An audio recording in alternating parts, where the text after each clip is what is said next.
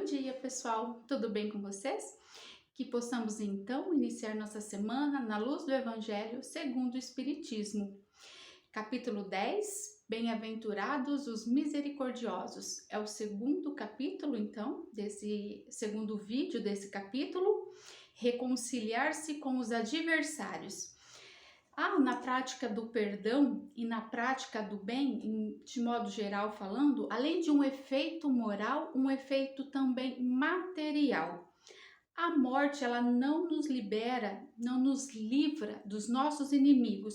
Os espíritos vingativos, aqueles que querem se vingar, eles perseguem com seu ódio além da sepultura. Mesmo depois de mortos, ele persegue a quem ele quer se vingar, persegue aqueles que são seu objeto de rancor.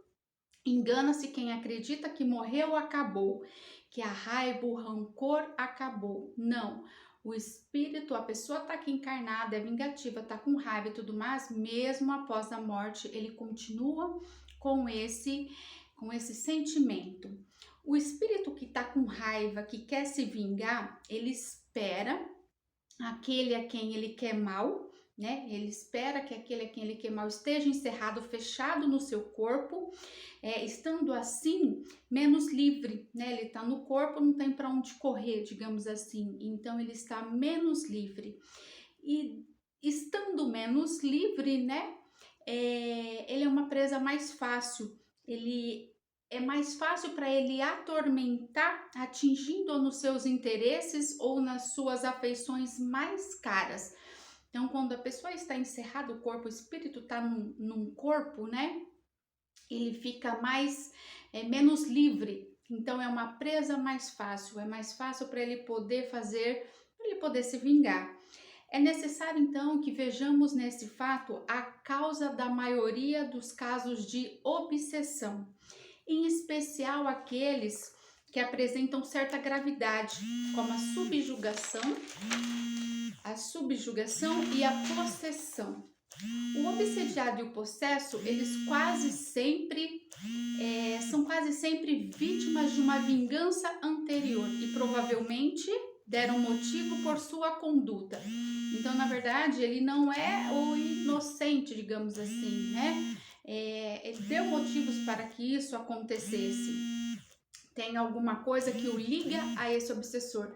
Porque às vezes a gente fala de obsessor e acha que vamos dizer assim, né, que o vilão é só o obsessor. Mas o que está sendo obsediado também tem uma ligação, também deixou em aberto, deixou uma fresta, digamos assim, para que houvesse essa relação. Deus permite essa situação atual, né, para que arque com as consequências dos seus atos. Então, o que está sendo obsediado é permitida, digamos, essa situação para que o obsediado arque com a situação, né? Arque com o mal que fizeram. Se não fizeram esse mal, mas houve falta por indulgência, misericórdia, a caridade, deixando de perdoar. Então, Deus permite que essa situação aconteça, né? Para que haja uma melhora, se corrijam, né? Então, mesmo que não foi feito um mal, mas às vezes foi deixado de dar um perdão, de ter indulgência, misericórdia.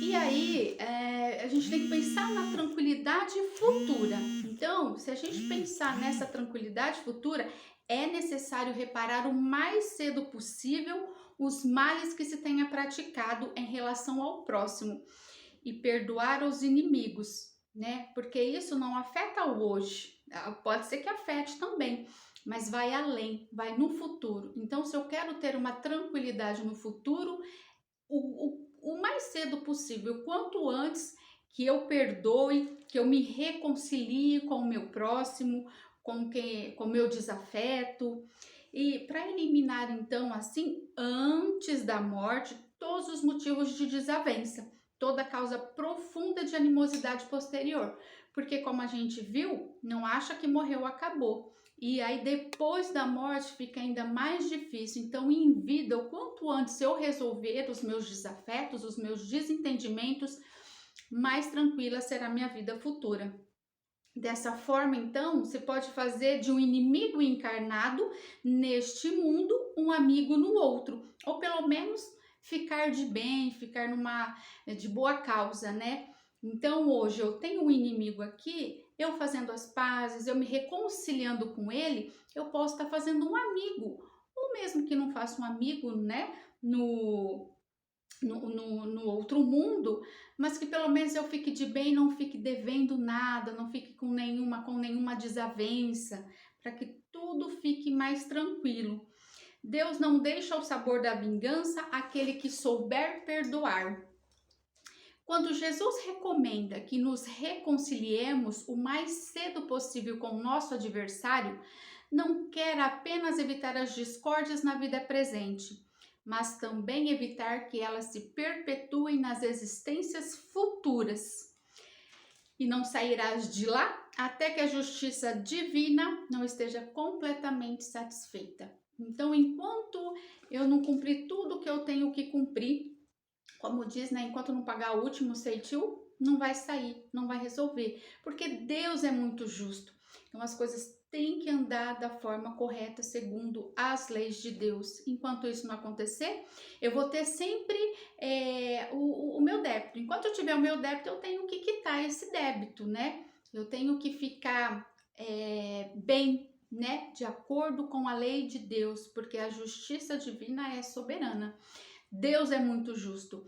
Então, se ele nos ensina a perdoar, que não pode haver desavença, então eu vou ter que, se eu tiver alguma desavença, eu vou ter que fazer as pazes, perdoar, ficar de boa, porque enquanto não, eu não estarei livre, né? Não estarei bem, não sairei, né? Desse modo de não perdão. Então, é necessário o quanto antes. Se houver alguém com desavença, que não perdoe, eu sei que não é fácil, né? É bonito o discurso e tudo mais, mas dependendo, a gente não sabe o que, que a pessoa passou, o que passa, como é que é. Então não é simplesmente, perdoou, pronto, acabou, porque não adianta ser só da boca, tem que ser daqui, né? Então, dependendo da situação, do que houve com a pessoa, eu sei que não é muito fácil, porque a gente está aqui, nós somos humanos, estamos para aprender.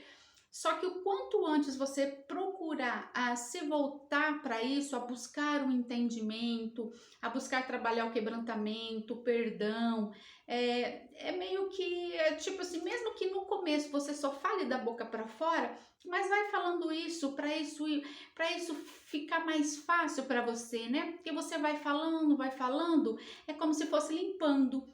Quando a gente fala coisa boa, a gente não atrai coisa boa, né? A gente emana coisa boa, a gente atrai coisa boa. Então, a mesma coisa com isso, não. E converse verdadeiramente com Deus. Deus, o Senhor sabe da minha vontade, mas eu não consigo. Então, pelo menos você estando disposto a, já é um grande passo. É o que eu sempre digo, que me traz muito, isso sempre está comigo, essa coisa de consciência, de despertar a consciência para algo. Eu quero despertar a minha consciência para quê? Né? É pro perdão? Então, pera, Deus, eu quero perdoar, mas no momento meu coração, e vai conversando, vai fazendo a sua parte, vai falando, que isso vai se tornando mais natural. Agora, enquanto eu tiver aquela atitude, não, eu não perdoo, pronto, acabou, é imperdoável o que o outro fez, você não vai perdoar nunca, só que entende, você só vai acarretar mais mal, né? A coisa só vai ficar pior a cada dia. Então a gente tem que despertar consciência, a gente tem que despertar consciência pro bem, pro amor, pro que é bom. E lógico que é difícil, a gente sabe disso. Só que volta a dizer, despertar a consciência para o que você quer despertar a consciência. Hoje a gente falou do perdão, mas tem N situações, N questões. Então é isso, eu percebo que nós, os seres humanos, a gente tem que trazer a nossa consciência para o presente, né? A gente vive muito no passado, muito no futuro e muito pouco no agora, no presente. O que eu preciso fazer para minha vida melhorar? O que eu preciso fazer para me melhorar? e ir em busca disso. Fácil a gente sabe que não é, mas a gente tem que despertar, a gente tem que começar, porque a hora, na verdade, já tá ficando tarde. Então, esse foi o nosso tema de hoje, importantíssimo por sinal, apesar que todos são. Então, um beijo para o pessoal do Raimundo, um beijo pessoal da Agenda Espírita Brasil. Os estudos do Raimundo estão aí, o pessoal já está tendo o estudo presencial, palestras. A agenda também tem muito, a Agenda Espírita Brasil também tem muito conteúdo, Facebook, Instagram, o YouTube, como o centro.